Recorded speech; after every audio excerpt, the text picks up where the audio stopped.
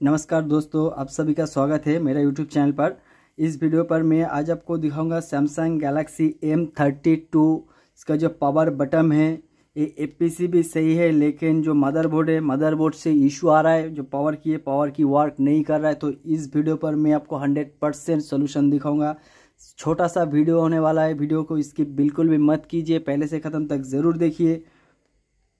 और पहली बार मेरा चैनल पर आप वीडियो देख रहे हैं तो प्लीज़ चैनल को सब्सक्राइब कर दीजिए।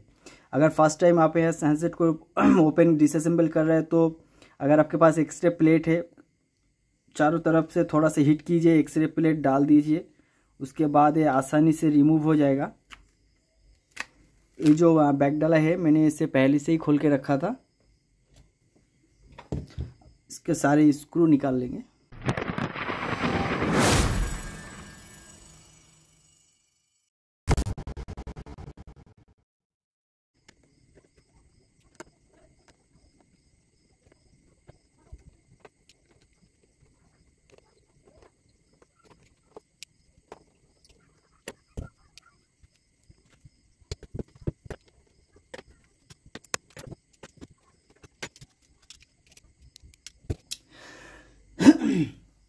तो देखिए, अगर ये जो हैंडसेट है इसका जो पावर बटन है ये पीसीबी से फिंगरप्रिंट होता है।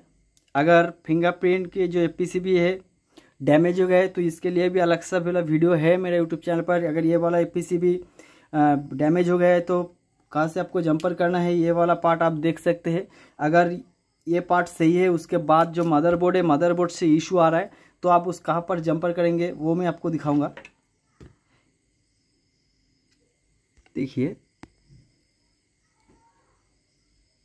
ये जो कनेक्टर देख रहे हैं ये आपका आएगा पावर ऑन ऑफ के लिए और वॉल्यूम के लिए। वॉल्यूम के लिए अलग से ये पावर ऑन ऑफ के लिए आएगा, फिंगरप्रिंट के लिए आएगा। इसके पास आसपास से डैमेज हुआ है तो थोड़ा जूम करते हैं, हम जूम करके आपको दिखा रहा हूँ।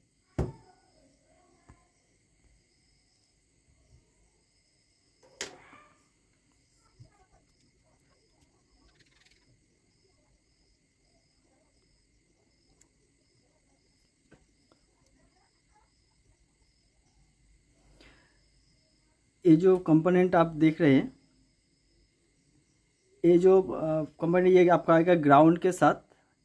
इसको ग्राउंड से ही जुड़े रहने दीजिए। और इसके बाद जो आएगा ये आएगा आपका पावर ऑन ऑफ के लिए। तो ये जो पावर ऑन ऑफ की है इसका पास ही आप रजिस्टर मिल जाएगा। थोड़ा सा ऊपर देखिए, एक कंपोनेंट इसके पास से रिमूव हो गया है। इसके बाद और एक रजिस्टर लगा हुआ है। ज़्यादातर तो लिक्विड डैमेज या सर्विस करते वक्त या हैंडसेट बैटरी कनेक्टर रिमूव करते वक्त ज़्यादातर ये वाला और ये वाला रिमूव हो जाता है। उसके वजह से पावर बटन काम करना बंद कर देता है।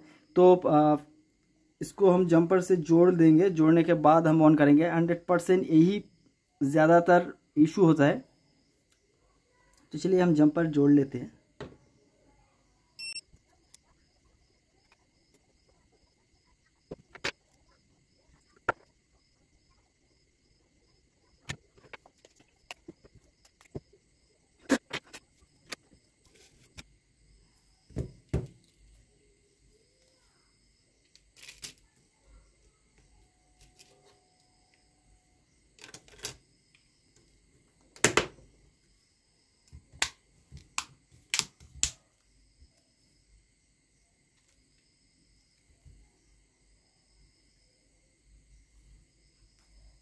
सो फ्रेंड, ये हैंडसेट ऑन हो गया है।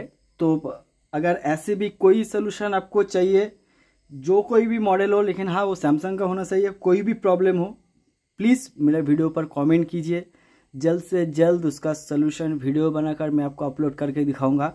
ये वीडियो कैसा लगा फिलहाल वो भी मुझे कमेंट कर दीजिए। अच्छा लगा तो लाइक कर दीजिए और ज़्यादा से ज़्यादा अपने फ्रेंड के पास शेयर कीजिए ताकि ये सोल्यूशन सबको मिल पाए। और ये जो सोल्यूशन है 100% परफेक्ट सोल्यूशन है। इस सोल्यूशन के बाद प्रॉब्लम सॉल्व नहीं हुआ तो मेरा इंस्टाग्राम या फेसबुक पेज पर मुझे मैसेज कीजिए। 100% मैं आपको हेल्प करूंगा इस प्रॉब्लम का सोल्यूशन करने के लिए। वीडियो को पहले से ख़त्म तक देखने के लिए बहुत बहुत शुक्रिया, धन्यवाद।